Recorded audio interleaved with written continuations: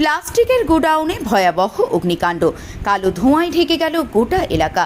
ঘটনাস্থলে দমকলের 3টি ইঞ্জিন, আতঙ্ক গোটা এলাকায়।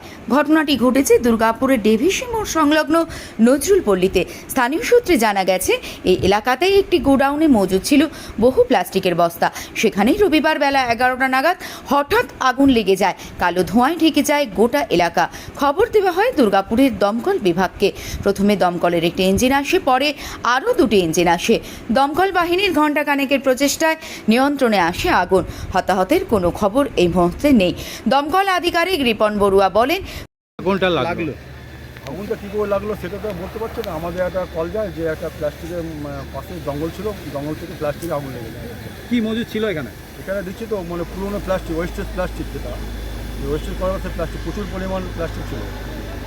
সেটাকে আগুনটা অনেক বড়ই ছিল। আগুনটা আরও বাড়তে আমরা দুটো গাড়ি এনে আগুনটা অনেক কন্ট্রোল করছি তাড়াতাড়ির মধ্যে। এমনি সব কোনো ক্ষয়ক্ষতি কোনো মানুষ? ক্ষয়ক্ষতি বলতে যেগুলো ওয়েস্টেজ প্লাস্টিক সেগুলো ক্ষয়ক্ষতি হয়নি, যেহেতু ওপেন জায়গা ছিল সেই ক্ষয়ক্ষতি কিছু হয়নি। যেগুলো ওয়েস্টেজ প্লাস্টিক ছিল ওই জন্য ওগুলো পুড়েছে বেশিরভাগই আগুন নিভিয়ে দিচ্ছি আমরা, আগুন কন্ট্রোলে। যারা মজুদ করে গেছিলো তাদেরকে পেলেন? না, তাদেরকে পাইনি, মালিক না, ওদের যে আছে কী বলে, ওদের যে ওয়ার্কার যেগুলো আছে ওদের সঙ্গে কথা বলছি, ওরা বলছে মালিক এখনও পাইনি।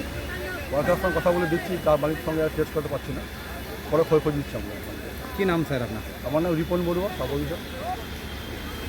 লাগলো জানি না তো, আমরা ঘরে ছিলাম, চা দোকানে বসেছিলাম, হঠাৎ দেখলাম ধুয়ো উঠছে, এলাম তো দেখছি পুরো আগুন লেগে গেছে, পুরো ভয়ঙ্কর। গাছ পাছ সব পার করে দিয়েছে।